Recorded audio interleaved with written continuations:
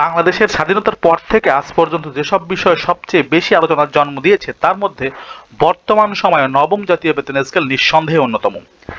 যে বেতন কাঠামোটি লাখো সরকারি কর্মকর্তা কর্মচারীদের জীবনে স্বস্তি নিয়ে আসার কথা ছিল, সেটি আজ পরিণত হয়েছে ধোঁয়াশা, অনিশ্চয়তা আর প্রশ্নবোধকে ঘিরে থাকা একটি জটিল বাস্তবতায়। কখনো সরকার বলছে দ্রুত গেজেট প্রকাশ হবে, আবার কখনো শোনা যাচ্ছে ভিন্ন সুর, ফলে বিভ্রান্তি বাড়ছে প্রতিদিন।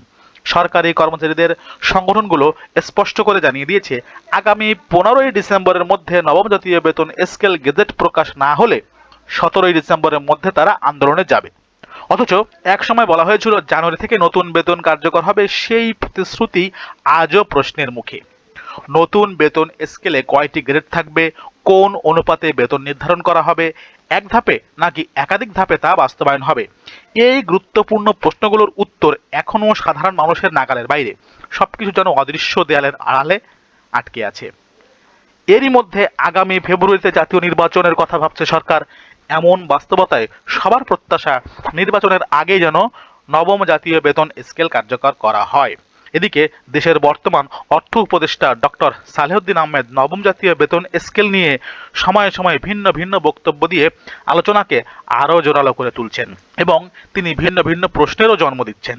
এই ভিডিওটিতে আমরা জানব সরকার আসলে কি বলতে চাইছে, কর্মচারীরা কি চাইছে, আর এই ধোঁয়াশার আড়ালে লুকিয়ে থাকা বাস্তব সত্যটা আসলে কি।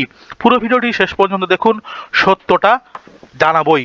সবার আগে সর্বশেষ আপডেট ভিডিওগুলি পেতে চ্যানেলটিকে অবশ্যই সাবস্ক্রাইব করবেন। প্রথমে আমরা দেখিনি নবম পে স্কেল 2025 গেজেট প্রকাশের আলটিমেটাম। দীর্ঘ 10 বছর পর নতুন বেতন কাঠামো বা নবম জাতীয় পে স্কেলের গেজেট দ্রুত প্রকাশের দাবিতে কঠোর অবস্থানে গেছেন সরকারি কর্মকর্তা কর্মচারীরা। বাংলাদেশের সচিবালয় কর্মকর্তা কর্মচারী সংযুক্ত পরিষদ সহ বিভিন্ন সরকারি কর্মচারী সংগঠন আগামী 15 ডিসেম্বরের মধ্যে গেজেট প্রকাশের জন্য সরকারের কাছে আলটিমেটাম দিয়েছে। এই সময়ের মধ্যে দাবি পূরণ না হলে 17 ডিসেম্বর থেকে নতুন ও কঠোর কর্মসূচির ঘোষণার হুঁশিয়ারি দিয়েছে আন্দোলনকারীরা। প্রিয় দর্শক, দেখতে পাচ্ছেন মূল দাবিটি কি।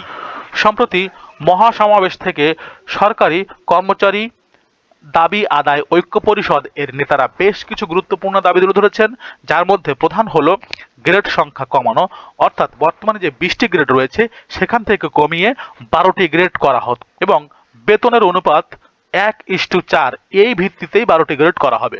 সর্বনিম্ন ও সর্বোচ্চ বেতন 12টি গ্রেডের মধ্যে সর্বনিম্ন বেতন স্কেল 35,000 টাকা এবং সর্বোচ্চ বেতন 1,40,000 টাকা কিন্তু নির্ধারণ করতে হবে। কার্যকর তারিখ নবম পে স্কেল জানুয়ারি অর্থাৎ 2026 সালের জানুয়ারি মাসেই কার্যকর করতে হবে।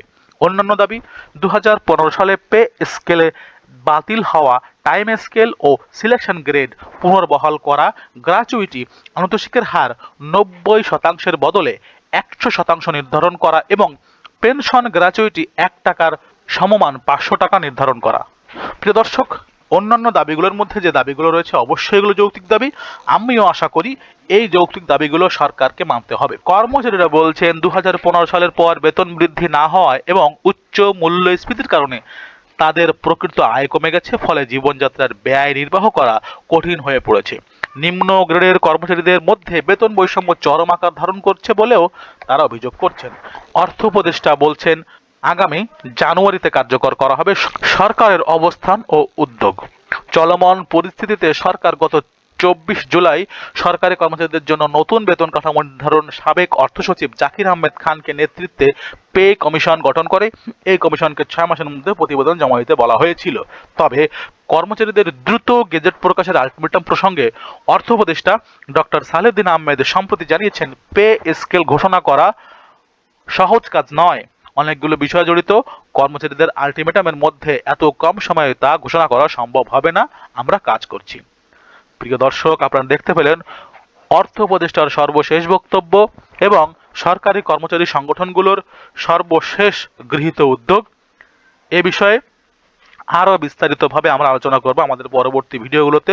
সম্পূর্ণ ভিডিও দেখার জন্য সবাইকে ধন্যবাদ। চ্যানেলটিকে অবশ্যই সাবস্ক্রাইব করবেন।